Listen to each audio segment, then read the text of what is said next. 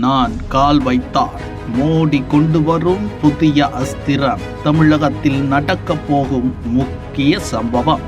தமிழகத்தில் சட்டமன்ற தேர்தலை முன்னிட்டு அரசியல் சூழல் நாளுக்கு நாள் சூடுபிடித்து வருகிறது. ஏப்ரல் 23ஆம் தேதி அன்று வாக்குப்பதிவு நடைபெறவுள்ள நிலையில் அனைத்து கட்சிகளும் தங்களது பிரச்சாரத்தை வேகப்படுத்தியுள்ளன. வீடுதோறும் சென்று வாக்காளர்களை சந்திப்பது, சிறு கூட்டங்கள் நடத்துவது, சமூக ஊடகங்களில் பிரச்சாரம் செய்வது என அனைத்தும் ஒரே நேரத்தில் நடைபெற்று வருகிறது. இந்த நிலையில் பிரதமர் நரேந்திர மோடி ஏப்ரல் 15ஆம் தேதி அன்று கன்னியாகுமரி மாவட்டம் நாகர்கோவிலுக்கு வர உள்ளார் என்பது தேர்தல் களத்தில் புதிய உற்சாகத்தை ஏற்படுத்தியுள்ளது. இது ஒரு சாதாரண கூட்டமாக இல்லாமல் இறுதிக்கட்ட பிரச்சாரத்தில் முக்கியமான திருப்பமாகவே பார்க்கப்படுகிறது. குறிப்பாக தென் மாவட்டங்களில் இந்த வருகை அதிக கவனம் பெற்றுள்ளது. அதிமுக தலைமையிலான என்டிஏ கூட்டணி இந்த தேர்தலில் ஒருங்கிணைந்து செயல்பட்டு வருவது குறிப்பிடத்தக்கது. பாஜக போட்டியிடும் 27 தொகுதிகளிலும் அதிமுக தரப்பில் நல்ல ஒத்துழைப்பு வழங்கப்பட்டு வருகிறது. அதே நேரத்தில் அதிமுக போட்டியிடும் தொகுதிகளிலும் பாஜக நிர்வாகிகள் மற்றும் தொண்டர்கள் நேரடியாக களத்தில் இறங்கி பணியாற்றி வருகின்றனர். இந்த பரஸ்பர ஒத்துழைப்பு